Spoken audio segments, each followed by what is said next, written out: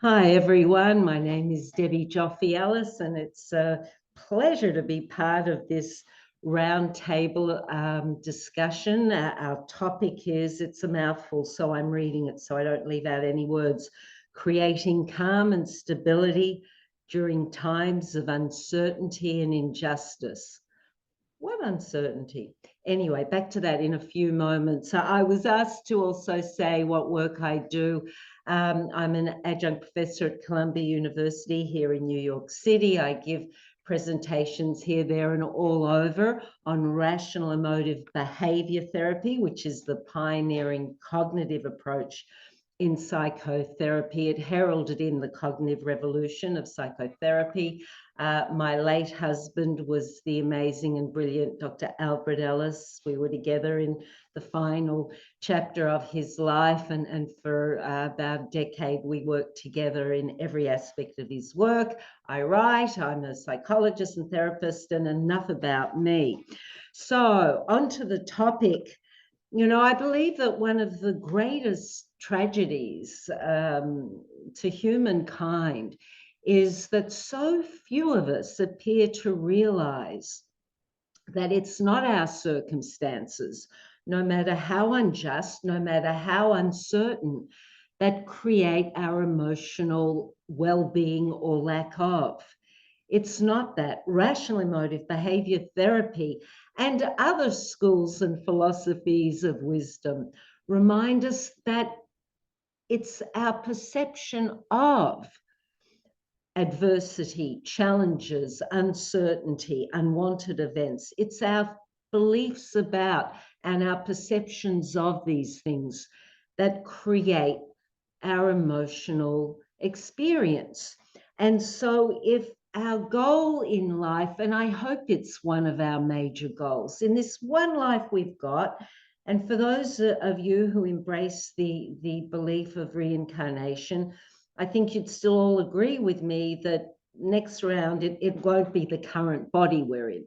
So in this particular life that goes so quickly, I know a lot of people who are younger than I might be, not that I'm old, like it's like it up here, but in another way is the feeling that, life goes on and on. And the point is, it is finite, unless there are some amazing medical scientific discoveries that I haven't heard of quite yet. And then we might be able to live forever in the body we're in now. Don't know about that.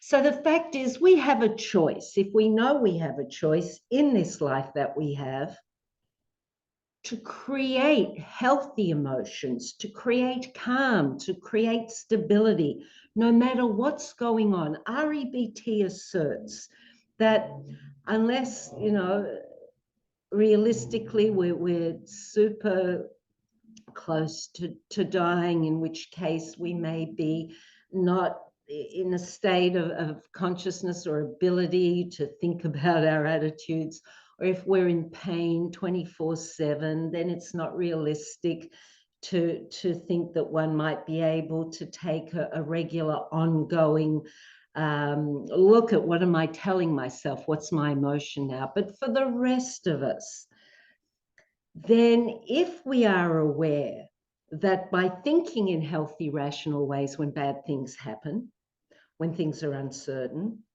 then we create healthy, so-called negative emotions. Negative not because they're bad, but that expression is to imply they're not that pleasant. And when we think in irrational ways, we create debilitating, unhealthy emotions. So very quickly, the healthy negative emotions that we create when we think in rational ways, when times are uncertain, which, by the way, do any of you know a time in human history where everything has been certain and all has been with justice? I mean, I haven't come across such an era. Forgive my ignorance if it did exist. My point being, let's be realistic and accept that in all probability, our lives will contain uncertainty and injustice. And if we accept that fact, change what we can, create healthy attitudes and emotions that will give us greater vigor and clarity to assist us in making any changes we can for greater justice. With awareness, we have choice. We can do that.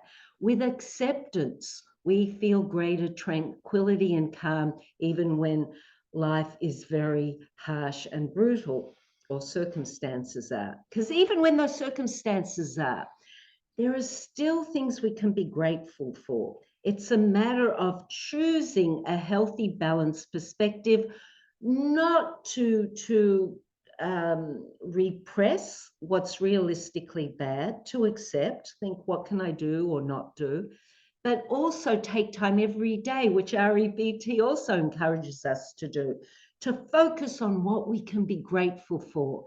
That gives us healthy perspective. So anyway, I'm talking quickly because I only have a few minutes.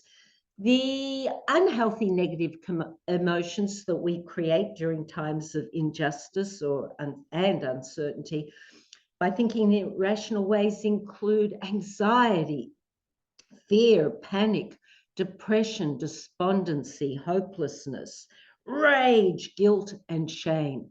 Can you think of any one of those emotions that are life enhancing?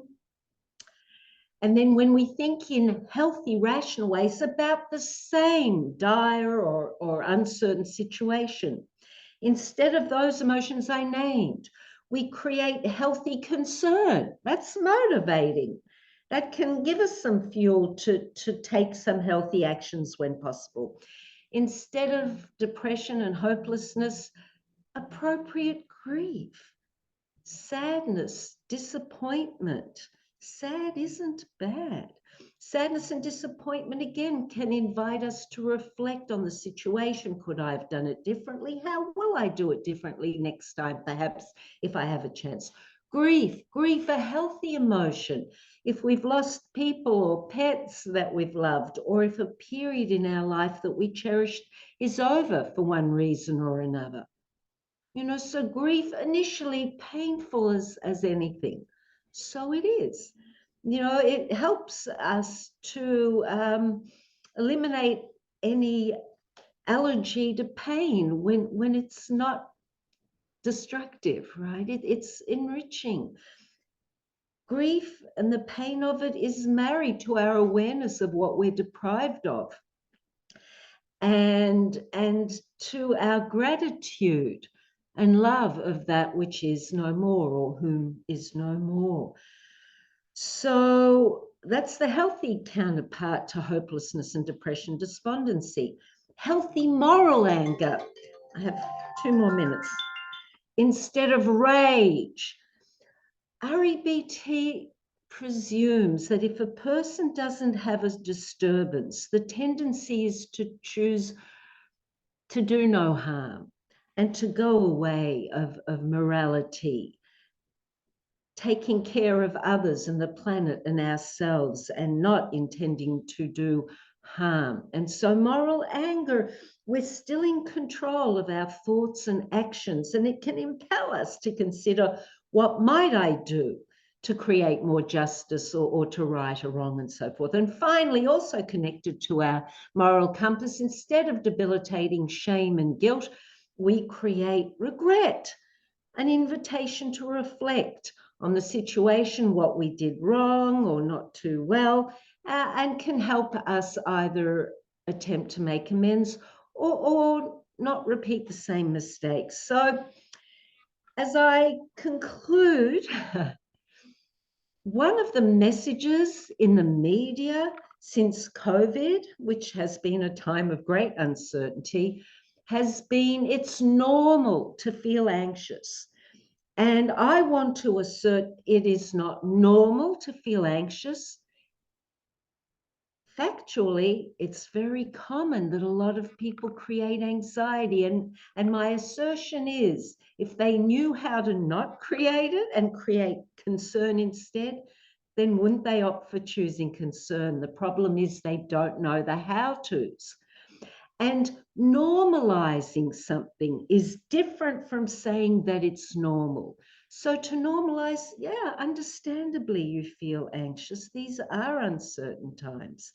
But throughout history, many people have survived till their physical death, times of uncertainty, and often thrived. So let's watch our language. Let's watch our thinking. Let's not put messages out there that fuel more anxiety in other people. Let's be beacons of calm and stability during this time where there's so much injustice and uncertainty. But guess what? There are also situations where there is justice. Yay.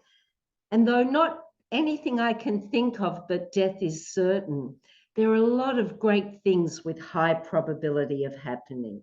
So let's think well, create healthy emotions, infect others with our healthy emotion, a much better pandemic than COVID. And that's my more than 8 minutes. Thanks, everyone. Looking forward to the discussion. Bye for now.